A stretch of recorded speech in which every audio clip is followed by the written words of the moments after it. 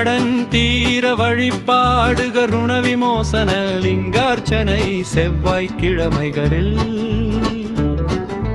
சிவன் கோவிலில் உள்ள ருண விமோசனீஸ்வரரை வழிபடுவ கடன் சுமையை குறைக்க உதவும்.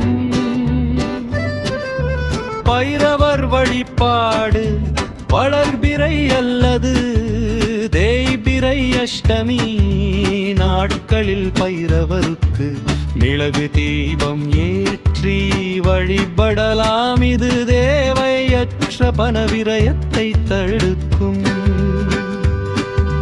மகாலட்சுமி வழிபாடு வெள்ளிக்கிழமைகளில் கனகதாரா ஸ்தோத்திரம் பாராயணம் செய்வது வீட்டில் செல்வம் பெருகவும் பழகள் அடங்கள் அடையவும் வழிவகுக்கும். பரிகாரம் செவ்வாய்க்கிழமைகளில் செவ்வரளிப்பூ கொண்டு முருகப்பெருமானை வழிபடுவது கடன் தொல்லைகளுக்கு சிறந்த தீர்வாக சொல்லப்படுகிறது.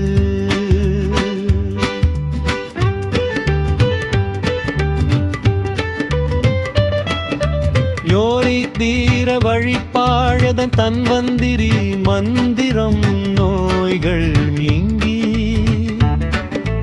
உடல் ஆரோக்கியம் பெற மகாவிஷ்ணுவின் அம்சமான தன்வந்திரி பகவானை வழிபட வேண்டும். ஓம் நமோ பகவதே வாசுதேவாய தன்வந்திரே அமிர்த கலசஹஸ்தாய சர்வாமய விநாசாய தைரைலோக்யநாதாய ஸ்ரீ மகாவிஷ்ணவே வினஹா. சனி பகவான் வழிபாடு நீண்ட கால நோய்களால் அவதிப்படுபவர்கள் சனிக்கிழமைகளில் எழுத்தி தீபம் ஏற்றி வழிபடலாம். ஆரோக்கிய உணவு உணவே மருந்து என்ற அடிப்படையில் முறையான உணவு பழக்கத்தையும் அதிகாலை நடைப்பயிற்சியையும் மேற்கொள்வது சூரியனின் அருளையும் ஆரோக்கியத்தையும் தரும். ஈய நடைமுறை தீர்வுகள் கடன் மேலாண்மை அதிக வட்டி உள்ள கடன்களை முதலில் அடைக்க முயற்சி செய்யுங்கள். தேவையற்ற ஆடம்பர செலவுகளை படித்தது அந்த பணத்தை கடனுக்கு செலுத்துங்கள். பணங்கள்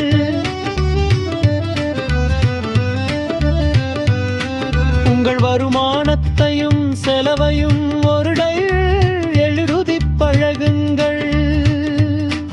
இது பணம் எங்கே வீணாகிறது என்பதை உங்களுக்கு தெளிவாக காட்டும். மனநலம் நோய் மற்றும் கடன் குறித்த பயமே பாதி பலவீனத்தை தரும். என்னால் இதிலிருந்து